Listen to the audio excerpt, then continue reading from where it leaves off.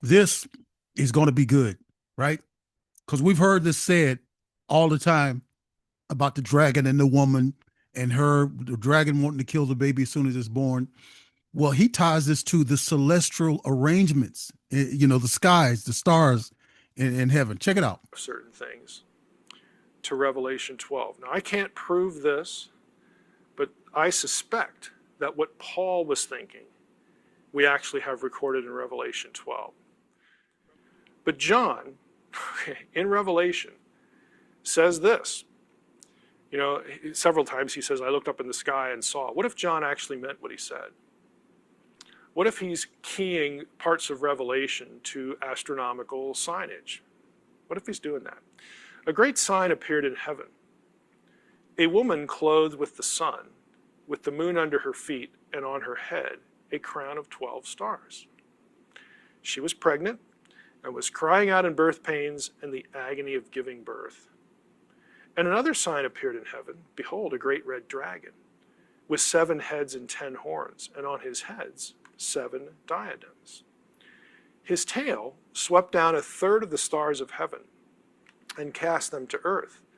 And the dragon stood before the woman who was about to give birth, so that when she bore her child, he might devour it. She gave birth to a male child, one who is to rule all the nations with a rod of iron. But her child was caught up to God and to his throne. Okay, verse 5 is crystal clear. It's quoting a messianic psalm. Okay, it's quoted elsewhere about Jesus. This is a reference to the birth of the Messiah. The notion of being caught up to God and his throne is a notion of the resurrection and ascension. But before that, you get all this astronomical imagery. Now, I'm not the first one to suggest this, but I suspect very strongly that this is what Paul was thinking about when he said, hey, have people heard about, the Savior? Heard, what's going on here? And, again, you'd expect him to say no.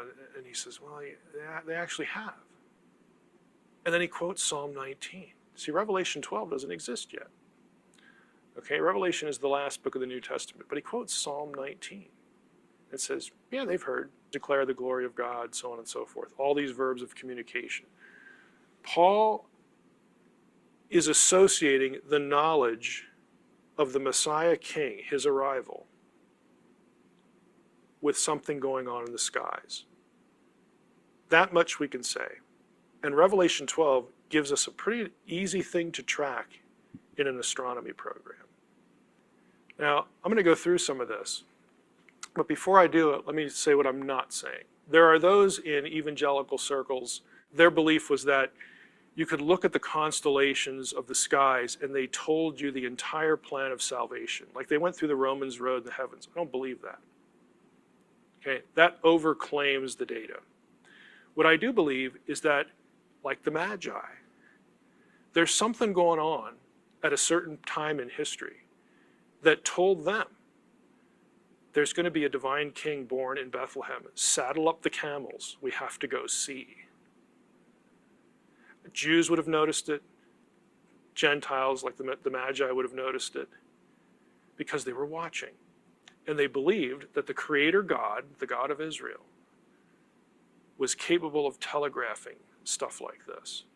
I don't think it's a coincidence that the Dead Sea Scrolls calendar that the Qumran people used is the only calendar in the ancient world that creates a time window for the Messiah's arrival that matches Jesus.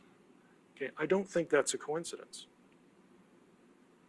So having said that, let's get into what I think we can claim. On your screen, you see a few things. There's the sun and the moon, and then there's a line. The line is called the ecliptic. This is a line that astronomers will draw to track the movement of the constellations. You notice the sun and the moon there. The sun is in the midst of the woman, the virgin, Virgo. Okay, and Virgo, again, there's different ways to understand the 12 stars around her head, depending on which astronomer you would read. that you can get 12 stars in this or that method. But again, she's the woman with the 12 stars, the virgin who is about to give birth. The sun is in her midst. It's Revelation 12. And the moon is at her feet. You'll notice above her head, Now you can see a little closer.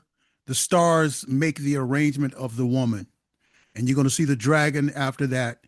But the sun being in her belly, that's one of the stars, like a prophetic about Jesus Christ. included, I've let my astronomy program show Regulus and Jupiter. Now, they are not mentioned in Revelation 12, but if you put the information... And oh yeah, by the way, there's only certain times that these stars come around to these alignments. And apparently it's September 11th is the time that this particular star arrangement is made, every so many years. In Revelation 12 into an astronomy program, this is produced. What's the big deal about Regulus and Jupiter? Jupiter was the king planet because it's the biggest one. Regulus was viewed as the king star because of its brightness. Okay, here they are overlapped. They are superimposed on each other. If you are one of these old ancient astronomy guys, that's going to draw your attention because both are associated with constellation Virgo is the only constellation that represents a woman. For 20 days, Virgo was clothed with the sun, but the exact day when the moon was under her feet at the same time, and by the way, when Regulus and Jupiter intersect. And now, don't forget this aligns with what John saw in Revelation chapter 12. This is the view over Jerusalem, by the way. That could only occur during an 80-minute period within those 20 days.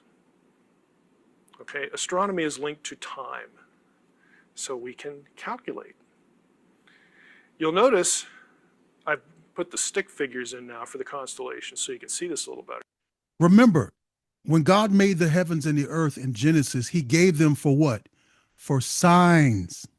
God gave them for signs. I just really like this kind of stuff. I really find it really enjoyable. I mean, is it something to set your faith on? If it lines up with the Bible, yeah, I really enjoy it. We've got in the center there, that's Virgo. She doesn't look as attractive as a stick figure. Sun, moon at her feet. Jupiter and Regulus co-joined. And what is the constellation above Virgo? It's the lion. It's Leo. What does that mean to a Jew? Judah. The lion is the sign of what? Judah. The tribe of Judah. Okay? Judah. Regulus and Jupiter are intersecting in Leo. What was that king, what tribe was he supposed to be from? Oh yeah, Judah. And you notice below her feet, in modern astronomy programs, we have two constellations. One is Libra, the other is Scorpio. In the ancient world, they were one constellation, and it was like a scorpion with pincers. And scorpions were at times referred to as a dragon, but you have another option for the dragon. That is Hydra, also located below Virgo, but off the ecliptic. Doesn't really matter, you got two choices. Okay, he's ready to devour the child. So you see the lion, the woman, and the dragon. And as he was saying, the scorpion would have been somewhere in here, I'm guessing. But yeah, the moon was at her feet. The sun was in her belly. And when the child is born. There's a small window of time when all of these things are present. September 11, 3 BC date also corresponded, what a coincidence, to Rosh Hashanah, Tishri 1, New Year's Day for Jews, and the Day of Trumpets. This corresponds with the rapture, right? And this also corresponds with the birth of the church. Tishri 1 was also the New Year's Day of the civil calendar, according to the calendar accepted in Judah during the divided monarchy. In other words, it marked the first day of the reign of every new Davidic king. New Year's Day for Jews and the Day of Trumpets. Tishri 1 was also the New Year's Day of the civil calendar, according to the calendar accepted in Judah during the divided monarchy. In other words, it marked the first day of the reign of every new Davidic king. I'm thinking the coincidence is that maybe this is the day, the exact day, September 11th, that Christ is going to come and reign on the earth. Since, Rishonah,